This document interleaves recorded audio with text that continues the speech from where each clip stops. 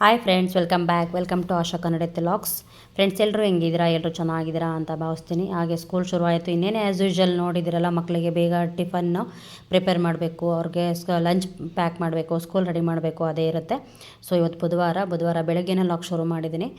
ಋತುಗೆ ಇವತ್ತು ರೊಟ್ಟಿ ಮಾಡ್ತಾಯಿದ್ದೀನಿ. ಆ್ಯಕ್ಚುಲಿ ರೊಟ್ಟಿ ಅಂತಂದರೆ ತರಕಾರಿ ರೊಟ್ಟಿ ಮಾಡ್ತಿದ್ದೀನಿ. ತರಕಾರಿ ಅಂತಂದರೆ ನಾವು ಹಾಗೇ ತರಕಾರಿ ಹಾಕಿ ಪಲ್ಯ ಮಾಡಿದ್ರೆ ಅದು ಹಂಗೆ ಸೈಡಲ್ಲಿ ಇಟ್ಟಿರ್ತಾರೆ.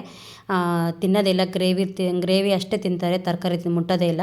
ಸೊ ಅದಕ್ಕೋಸ್ಕರ ನಾನು ಈ ಥರ ರೊಟ್ಟಿ ಎಲ್ಲ ಮಾಡಿದ್ರೆ ಸೊಪ್ಪು ತರಕಾರಿ ಎಲ್ಲ ಹಾಕಿ ರೊಟ್ಟಿ ಮಾಡ್ಕೊಡ್ತೀನಿ. ಆ ರೊಟ್ಟಿ ಜೊತೆ ತರಕಾರಿ ತಿಂದ್ಬಿಡ್ತಾರೆ. ಹೆಲ್ತಿಗೂ ಕೂಡ ತುಂಬ ಚೆನ್ನಾಗಿರುತ್ತೆ ಮಕ್ಕಳಿಗೆ. ಸೊ ಹಾಗಾಗಿ ಇವತ್ತು ತರಕಾರಿ ರೊಟ್ಟಿ ತರಕಾರಿ ಅಂದರೆ ಸೊಪ್ಪು, ಕ್ಯಾರೆಟು, ಹಾಗೆ ಸೌತೆಕಾಯಿ, ಸ್ವಲ್ಪ ಇದಿತ್ತು, ಏನು ಅಂದರೆ ಗೆಡ್ಡೆಕೋಸು, ಹಾಗೆ ಒಂದು ಆಲೂಗೆಡ್ಡೆ ಇತ್ತು, ಹಾಗೆ ಈರುಳ್ಳಿ, ಕೊತ್ತಂಬರಿ. ಇವತ್ತು ಹಸಿರು ಮೆಣಸಿನ್ಕಾಯಿ ಹಾಕಲ್ಲ ನಾನು. ಆ್ಯಕ್ಚುಲಿ ಋತುಗೆ ಮಾಡೋದಾದರೆ, ನಾವೇನಾದರೂ ಮಾಡ್ಕೊಳ್ಳೋದ್ರೆ ಸ್ವಲ್ಪ ಪೇಸ್ಟ್ ಮಾಡಿ ಹಾಕ್ಕೊಳ್ತೀನಿ. ಇವತ್ತು ರೆಡಿ ಮಾಡಿ ಇಟ್ಟಿದ್ದೀನಿ ರೊಟ್ಟಿಗಾಗಿ. ನಾನು ಈ ರೆಸಿಪಿನ ಶೇರ್ ಕೂಡ ಮಾಡಿದ್ದೀನಿ ಇದಕ್ಕಿಂತ ಮುಂಚೆ. ಯಾರೆಲ್ಲ ನೋಡಿಲ್ಲ ಹೋಗಿ ನೋಡಿ. ಹಾಗೆ ಇದಕ್ಕೆ ಕಾಂಬಿನೇಷನ್ನು ಕಾಯಿ ಚಟ್ನಿ ತುಂಬ ಚೆನ್ನಾಗಿರುತ್ತೆ. ಮೊಸರು, ಕಾಯಿ ಚಟ್ನಿ, ಹಾಗೆ ರೊಟ್ಟಿ ತುಂಬ ಒಳ್ಳೆ ಬೆಸ್ಟ್ ಕಾಂಬಿನೇಷನ್ ಇದಕ್ಕೆ.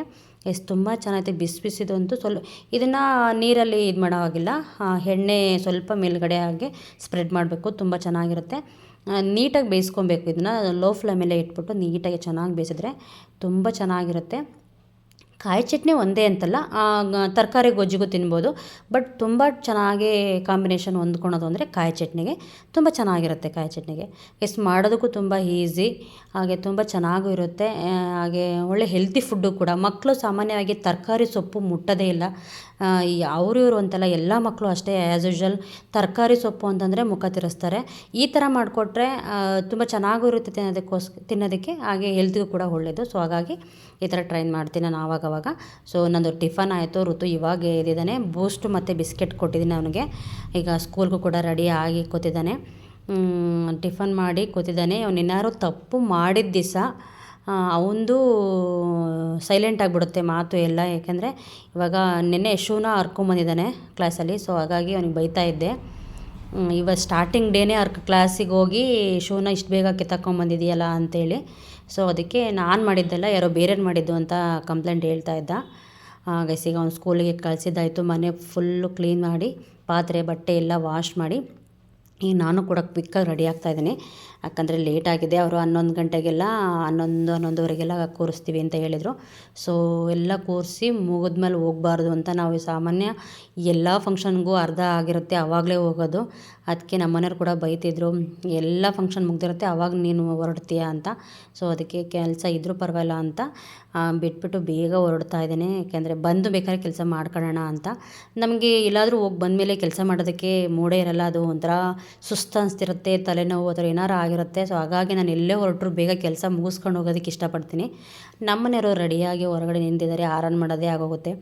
ಸೊ ನಾನಿನ್ನೂ ಮನೆ ಬೀಗ ಹಾಕಿ ಎಲ್ಲರ ಅಂದರೆ ಸೇಫ್ಟಿ ಮಾಡಿ ಹೊರಡ್ಬೇಕಲ್ಲ. ಸೊ ಹಾಗಾಗಿ ನಾನು ನಾಯಿ ನಮ್ಮ ಸೈಡು ನಾಯಿ ಜಾಸ್ತಿ. ಸೊ ಏನಾದ್ರು ಚಪ್ಪಲ್ ಕಂಡ್ರೆ ಎಳ್ಕೊಂಡು ಹೋಗಿ ಕಿತ್ತಾಕಿರ್ತವೆ. ಅದಕ್ಕಾಗಿ ನಾನು ಚಪ್ಪಲ್ ಸ್ಟ್ಯಾಂಡಲ್ಲಿ ಚಪ್ಪಲನ್ನ ಬಿಡೋದೇ ಇಲ್ಲ, ಬಾಕ್ಸಿಗೆ ಹಾಕಿ ತುಂಬಿಟ್ಬಿಟ್ಟಿದ್ದೀನಿ. ಆ ಬಾಕ್ಸ್ ಒಳಗಡೆ ಚಪ್ಪಲ್ ಸೇರ್ಕೊಂಬಿಟ್ಟಿದೆ, ಎಲ್ಲಿ ಅಂತ ಹುಡ್ಕೋಕ್ಕೂ ಆಗ್ತಿಲ್ಲ. ಅಂತಿಂತು ಚಪ್ಪಲ್ ಸಿಕ್ತು. ಈಗ ಹೊರಡ್ತಾ ಇದ್ದೀನಿ.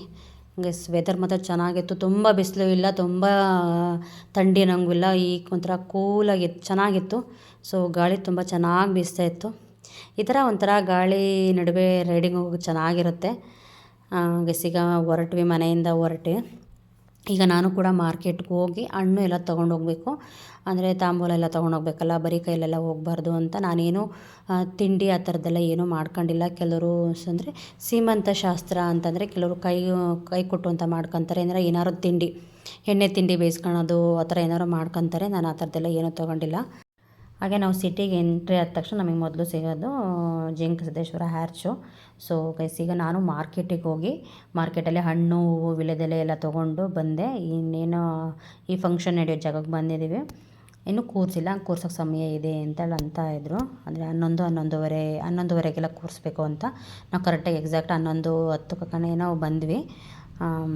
ಇದು ನಾನು ಈ ಏರಿಯಾದಕ್ಕೆ ಹೊಸ್ದಾಗಿ ಬಂದಿರೋದು. ನಾನು ಇದಕ್ಕಿಂತ ಮುಂಚೆ ಯಾವಾಗಲೂ ಬಂದಿಲ್ಲ. ಬಂದ್ವಿ, ಫಂಕ್ಷನ್ ಶುರು ಆಗಿಲ್ಲ. ಇವಾಗೆಲ್ಲ ನೆಂಟರು ಒಬ್ಬೊಬ್ಬರ ಬರ್ತಾ ಇದ್ದಾರೆ, ಇನ್ನೇನು ಶುರು ಮಾಡ್ತಾರೆ. ಡೆಕೋರೇಷನ್ ಎಲ್ಲ ತುಂಬ ಚೆನ್ನಾಗಿ ಕೂಡ ಮಾಡಿದ್ದಾರೆ.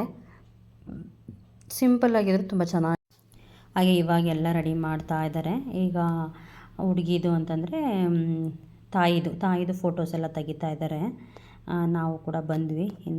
ಇನ್ನೇನು ಶುರು ಮಾಡ್ತಾರೆ ಜನ, ಅಂದರೆ ಬರೋರು ಬರಲಿ ಅಂತ ವೆಯ್ಟ್ ಮಾಡ್ತಾಯಿದ್ರು. ಹಾಗೆ ಟೈಮ್ ಕೂಡ ಕೇಳಿದ್ರಲ್ಲ, ಆಗ ಟೈಮಿಗೆ ಕರೆಕ್ಟಾಗಿ ಕೂರ್ಸೋಕ್ಕೆ ಅಂತ ವೆಯ್ಟ್ ಮಾಡ್ತಿದ್ದಾರೆ. ಎಲ್ಲರೂ ಕೂಡ ಅವರು ತಂದಿರೋ ಅಂಥ ಅಷ್ಟನ್ನು ಕೂಡ ಒಂದು ಇದಕ್ಕೆ ಹಾಕಿ ಇಡ್ತಾರೆ. ನಾನು ಕೂಡ ಒಂದು ತಟ್ಟೆ ಇಸ್ಕೊಂಡು ಹಣ್ಣು, ಅಂದರೆ ಪೈನಾಪಲ್ಲು, ಮೂಸಂಬಿ ಹಣ್ಣು, ಬಾಳೆಹಣ್ಣು, ಹೂವು, ವೀಳ್ಯದೆಲೆ, ಅಡಿಕೆ ಎಲ್ಲ ತಂದಿದ್ದೆ. ಅದನ್ನು ಜೋಡಿಸಿ ಇಟ್ಟು, ಈಗ ಅವ್ರ ಅತ್ತೆದಿರು ಅಂದರೆ ಹುಡುಗನ ಅತ್ತೆದಿರು ಎಲ್ಲ ಸೋದರ ಅತ್ತೆದಿರು ಎಲ್ಲ ಬಂದಿರ್ತಾರಲ್ಲ, ಅವರು ಕೆಲವರು ಏನು ಮಾಡ್ತಾರೆ ಅಂತ ಅಂದರೆ ಬಟ್ಟೆ ತರ್ತಾರೆ. ಇವಾಗ ಸೀಮಂತ ಶಾಸ್ತ್ರ ಅಂದರೆ ಬಟ್ಟೆ ತಂದು ಸೀರೆ ತಂದುಬಿಟ್ಟು, ಹಾಗೆ ಅವರು ಏನಂತ ಹಣ್ಣು ಎಲ್ಲ ತಂದು ಮಡ್ಲಿಕ್ಕೆ ಕೊಡ್ತಾರೆ, ಅಂದರೆ ತಟ್ಟೆಗಿಟ್ಟು ಕೊಡ್ತಾರೆ. ಕೆಲವರು ಎಣ್ಣೆ ತಿಂಡಿ ಅಂದರೆ ಏನಾದ್ರು ಚಕ್ಲಿ, ಕೋಡ್ಬಳೆ ಆ ಥರದ್ದೆಲ್ಲ ಮಾಡಿ ತರ್ತಾರೆ. ಕೆಲವರು ಸ್ವೀಟ್ಸ್ ತರ್ತಾರೆ. ಕೆಲವರು ಬರೀ ಹಣ್ಣು, ಹಾಗೆ ತಾಂಬೂಲ ಅಂತಂದರೆ ವೀಳ್ಯದೆಲೆ, ಅಡಿಕೆ, ಹೂವು ತರ್ತಾರೆ. ಸೊ ಒಬ್ಬೊಬ್ಬರು ಇಂಟ್ರೆಸ್ಟ್ ಒಂದೊಂದು ಥರ ಇರುತ್ತೆ. ಸೊ ಗೈಸ್, ಈಗ ಎಲ್ಲ ತಂದವರೆಲ್ಲ ಈ ಥರ ಫ್ರಂಟಲ್ಲಿ ಏನು ಜೋಡಿಸಿರ್ತಾರೆ ಆ ಥರ ಎಲ್ಲ ಅದಕ್ಕೆ ತುಂಬಿ ಇಡ್ತಾರೆ. ಇದಕ್ಕೆ ಮುಂದೆ ಅಂದರೆ ನಾವೇನು ಫಂಕ್ಷನ್ ಸೆಲೆಬ್ರೇಷನ್ ಅಂದರೆ ಡೆಕೋರೇಷನ್ ಮಾಡಿರ್ತೀವಿ, ಅದ್ರ ಮುಂದೆ ಈ ಥರ ಇಡ್ತಾರೆ. ಈಗ ಶುರುವಾಯಿತು ಶಾಸ್ತ್ರ.